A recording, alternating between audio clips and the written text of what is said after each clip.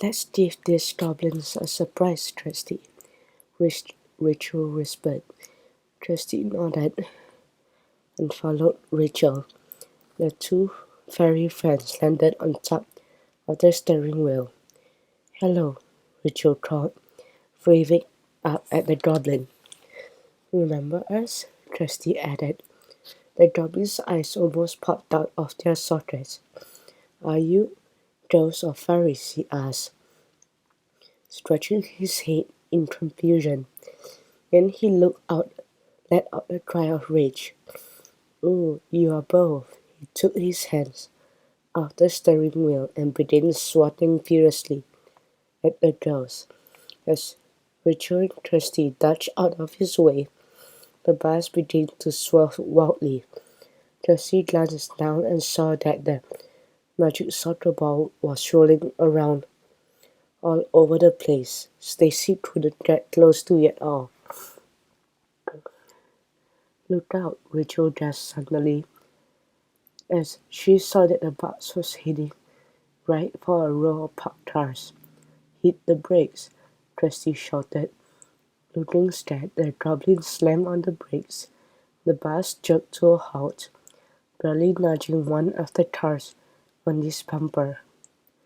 Rachel, Kirsty, and the goblin breathed sighs of relief. Don't panic, the goblin driver shouted. I have everything under control. But everything at that very moment But at that very moment the airbag inside the steering wheel inflated. It got bigger and bigger until it covered the goblin's head. Help! Sputtered the goblin. I've been attacked by a giant balloon. But instead of rushing to help their friend, the other goblins on the bus roared with laughter. Rachel and Kirsty grinned at each other and searched around for Stacey. Now that the bus had stopped, she was able to reach her magic soccer ball. As soon as she touched it, it quickly shrank to its fairyland size. With a bright smile, Stacey scooped up her precious soccer ball and zoomed upward to join Rachel and Kirsty. Thanks, girls, Stacey laughed. Now let's get out of here. The three of them fluttered through the open window again, just as the driver goblin struggled free of the airbag. He glanced now and down when he saw that the soccer ball was gone. Those fairies stole the magic soccer ball, he shouted. The goblins scrambled off the bus as quickly as they could race after Stacey and the girls. The three fairies hovered in mid-air, just out of reach. You goblins better go home and start practicing your soccer skills, Stacey said sternly, because now you won't have the magic soccer ball to help you.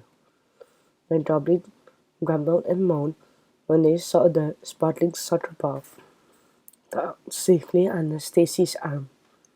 Why didn't you stop them from taking the ball? Shouted the driver goblin to his friends. Don't blame us, the other goblin insisted. This is all your fault. Off you go back to fairyland, said Stacey. The goblins muttered grumpily and stuck their tongues out at Stacey and the girls as they stomped off. They have a lot of soccer practicing to do now, Stacey said with a grin. But if they do win at the Fairyland Olympics, at least they will have won fair and square. Now I need to go right back to Fairyland and tell everyone the good news. But first, there are a few things I must make right. Stacey touched the magic soccer ball with her wand, and a sparkling burst of golden light whizzed briefly around it. Rachel and Kirsty watched as Stacey checked out at the car the bus had bumped into wasn't damaged. Then she pointed her wand at the bus. A burst of fairy dust surrounded it, rolling it gently back into an empty parking space. Finally, Stacy led Rachel and Trusty back into the stadium. There, another cloud of fairy dust turned the dolls back to their normal sizes and returned them to their original outfits. Thank you again, dolls, Stacy said, her eyes twinkling. Everything will be fine with the game between Tippington and Compton now, and it's just about to start. Go and have a good time. Rachel and Kirsty waved as Stacy flew high above their heads. Goodbye, they called. Kirsty waved back and blew the dolls a kiss. Then, with her sly smile, she began dribbling her magic soccer ball from toe to toe in mid-air, and exactly and the ball both vanished in a cloud of fairy sparkles. Now we can really enjoy the game, Kirsty, Rachel said happily as they rushed back to their seats. It's great to know that Stacy has a ball back. Kirsty grinned and nodded. Yes, and let's hope that Timpington Rovers win, she cheered.